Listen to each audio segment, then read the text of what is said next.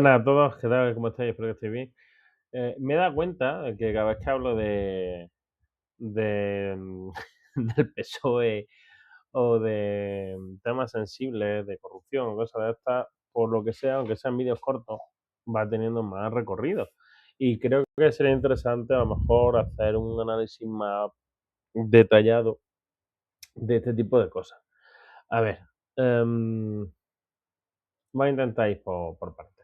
El echar la culpa o hablar de que el PSOE es corrupto per se es un discurso muy ventajista, dándose las cosas como se dan. Es decir, algo que es obvio y además se está viendo en ese sentido.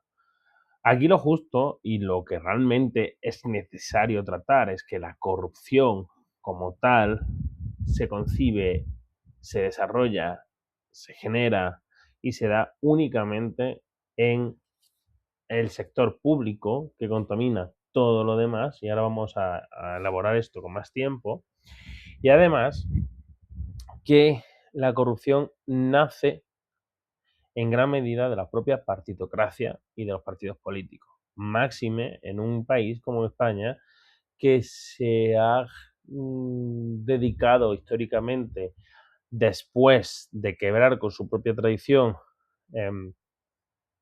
eh, de, en el momento en el que se cambió la deriva monárquica y se acogieron las instituciones francesas, pues se rompió la esencia de lo que venía siendo la gobernanza hispana, ¿no? Por una gobernanza más europea y el daño que eso originó porque abandonó la senda del naturalismo, de la ética, del liberalismo y el individualismo como vector de contacto con la sociedad y de generar esas sociedades contraprestacionales que pueden ayudar a desarrollar civilizaciones.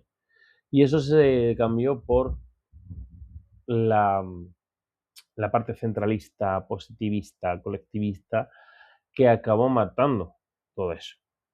Vale. ¿Por qué digo todo esto? Lo digo porque muchas veces pensamos que la corrupción es algo como de un señor que va a entregar un maletín a otro y el otro hace, pues, las rasas con un bosque lleno de animalitos. Y ya, pero no. Yo de hecho estoy trabajando, intentando desarrollar también teóricamente esto y compartiéndolo desde la perspectiva en que la corrupción no nace con el delito de corrupción, de prevaricación, cohecho y todo esto que se está moviendo, ¿no? No, no, nace antes. Nace de uno en el momento en que rompe la brújula ética propia y no se aplica en la toma de decisiones y en responsabilizarse de las consecuencias de sus actos. Y digamos que eso es una corrupción de primer grado. Y una corrupción de segundo grado es el delito que ya conocemos como tal. Entonces digamos que no es un hecho aislado, sino que es una concatenación de factores que acaba desempeñando en eso. Y esta corrupción de primer grado, yo la expreso también como incompetencia o como lo que viene siendo ser vago, ser laxo con las decisiones máxime en una función pública, ¿no? Porque realmente yo puedo ser vago conmigo mismo y no ser corrupto, porque si solo me estoy dedicando a mí y a la parte privada, yo corro con ventura y riesgo de lo que estoy haciendo. ¿Dónde viene la corrupción y el problema? Cuando yo soy perezoso, vago y laxo con respecto al ejercicio de mis funciones, cuando estoy desempeñando una función pública, que significa que estoy yo avalando un paraguas por el que otros se van a estar desarrollando. Y que si yo no hago mi trabajo en condiciones, voy a perjudicar a otros de una manera en la que ellos no se van a poder defender bien. Esto, por ejemplo, el profesor García de Enterría lo explicaba muy bien con lo de la interdicción de la arbitrariedad y se fueron plantando con muchas partes de intentar ponerle esos topes, ¿no? Al positivismo moderno. Pero claro, eso nace, y la corrupción esta nace en sistemas positivistas en gran medida. ¿Por qué? Porque en sistemas naturalistas, como lo que podías ver en la Roma preimperial o Alto Imperio antes de la caída definitiva, estamos hablando de después de Trajano, de la época de los 5 emperadores, y en España, pues el corte que hay de los Austrias a los Borbones, es decir, ¿había corrupción en Roma? Sí, por supuesto. ¿Había corrupción en la España de los Austrias? Sí, por supuesto. Pero había mecanismos que eran muy efectivos para paralizarlo. Por ejemplo, en la España de la Austria teníamos el qué? El juicio de residencia. Algo muy similar, una figura muy similar a la que tenían también los gobernadores de las provincias romanas, en las que una vez que se terminaba el mandato, se ponían a juicio popular para valorar su trabajo y ver si tenían o no que cumplir todavía alguna tarea o no. Es decir, y ha habido registros históricos, tanto de Roma como de España, de la Austria, en los que han sido corruptos han pagado con su propio patrimonio y han pagado las consecuencias y han estado, en fin, sometidos a la justicia, al compromiso de pagar por haber incumplido sus obligaciones, porque la parte más sensible de cualquier sociedad es las instituciones que garantizan la paz de la sociedad. Es decir, el mercado, el negocio, el acuerdo, la acción humana, la acción empresarial, se pueden desarrollar a espaldas de instituciones estatales, como hemos podido ver a lo largo de la historia siempre. Pero necesitan, para poder llevarse a cabo de manera en la que beneficia a todos, que se hagan unas condiciones donde las instituciones sean limpias y tengan contrapesos suficientes como para vigilar al vigilante. No sé si me explico. Entonces, ese es el punto. Y eso se da eminentemente en sociedades contraprestacionales en las que los sujetos saben que pueden defenderse de los abusos de los que están ejerciendo esas instituciones. Pero eso en sociedades positivistas no se da. ¿Por qué? Porque cambia el chip en un planteamiento muy serio. Por ejemplo, el de los derechos.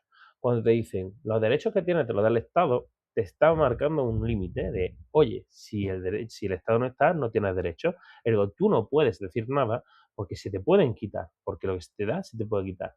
Eso es el marco positivista. En cambio, el marco y un naturalista te dice, los derechos son tuyos por el mero hecho de haber nacido. Ejemplo de lo que siempre defendió José Antonio Primo de Rivera y lo que se estaba hablando es el hombre como portador de valores eternos, es decir, la valía de la persona por el mero hecho de serlo, de existir. Y eso es importante porque significa que la condición humana, que los derechos humanos y que los valores humanos son pretéritos al Estado y que por lo tanto se puede y se debe paralizar cualquier acción intromisoria del Estado con respecto a un agravio hacia nosotros. Y ese es el punto importante de todo esto. Entonces, en una sociedad positivista, y sobre todo como la que tenemos ahora mismo, eso no se va a dar. ¿Por qué? Porque el marco que te están dibujando es, tú no eres pretérito, tú no eres anterior, el Estado es el fin en sí mismo y tú tienes que someterte a la voluntad del Estado porque la ley es voluntad del gobernante y todo depende del ungido que está ahí arriba para decidir cómo se tienen que hacer las cosas. Eso es el marco que tenemos. Y ese marco es el que fomenta luego la corrupción, como ya estaba comentando. Y además se va a ver luego en cómo se va viendo el reparto de los favores políticos en el capitalismo de Miguete, que se vio mucho en la possovietización, se va a ver ahora en Cuba, como comenté en otra ocasión, se ve en España. Cuando se embarga Rumasa cuando se expropia Rumasa, se hace porque el mensaje que quería dar el político al empresario es: no vas a crecer por encima de mis posibilidades. No hay ninguna empresa grande en España que haya podido ser grande a no ser que o haya crecido a la sombra del poder político y se ha dejado influir y hacer esos cambios rotatorios que hacen los políticos con las puertas giratorias, o porque se ha internacionalizado primero y después de internacionalizarse ha venido hacia aquí. Y eso se da por esto mismo. Porque España es un país hiperregulado, que no tiene libre mercado, que vive a la sombra del político de turno y que mueve, y que realmente es un país que una sola persona puede ponerlo en jaque, como estamos viendo a día de hoy, a cualquier institución durante el mandato que tiene. Y eso se está viendo a día de hoy. Entonces, no hay ningún partido político que sea limpio, porque la estructura de los partidos políticos tan sesgada y arbitraria, y sobre todo que tan corporativista, no va a permitir que sean limpios. ¿Por qué? Porque aquí lo que tienes es que el que llega al poder, reparte el botín. Y eso hace el partido. Pero cuando llega al gobierno, repite lo mismo que está repitiendo en chiquitito en su partido. Por eso vemos tramas tan jodidamente difíciles como la Gürtel, ERE, Plus Ultra y todo este tipo de cosas. ¿Por qué? Es indistintamente de lo que está pasando. ¿Por qué? Muy sencillo. Porque están replicando lo mismo que tenían en su partido. Y ese es el problema, que las propias instituciones no son democráticas. Los propios partidos políticos no son democráticos, todo lo contrario. Están hechos a la orden y mando. Y el orden y mando provoca, esa jerarquía, esa verticalidad, provoca luego la corrupción en sí misma. Porque enseña a las personas a hacer lo que dice el de arriba. Y luego hacen lo que Anna Haber señalaba con la banalización del mal. Coger y decir, bueno, yo es que soy un mandado. Y eso se ha metido. Y esa esencia es la que se ve también en la administración. Y salpica todo. Es decir, el gran problema es que no se puede fomentar el pensamiento crítico sin partir de una base ontológica mucho más seria, que es que el pensamiento crítico solo se puede dar en libertad y entendiendo que se puede tener espacio para defender las cosas, incluso si las consecuencias pueden ser más peligrosas de lo que uno puede pensar a primera vista, pero que tiene un lugar seguro para hacerlo.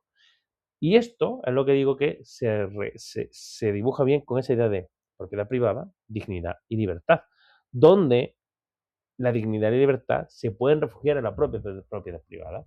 Si yo tengo una propiedad privada inexpugnable, tengo un terreno de libertad y dignidad inembargable.